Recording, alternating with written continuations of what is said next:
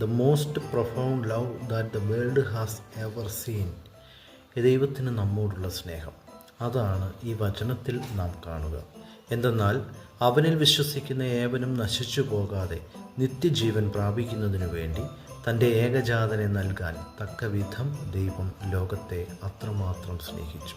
യോഹന്നാൻ 3:16. ക്രിസ്തുമസിൽ നാം കാണുന്നതും അതുതന്നെയാണ്. നമ്മളാരും നശിച്ചു പോകാതിരിക്കാൻ, എല്ലാവരും നിത്യജീവൻ പ്രാപിക്കാൻ സുപുത്രനെ നമുക്ക് നൽകിയ ദൈവപിതാവിന് നന്ദി അർപ്പിക്കാം.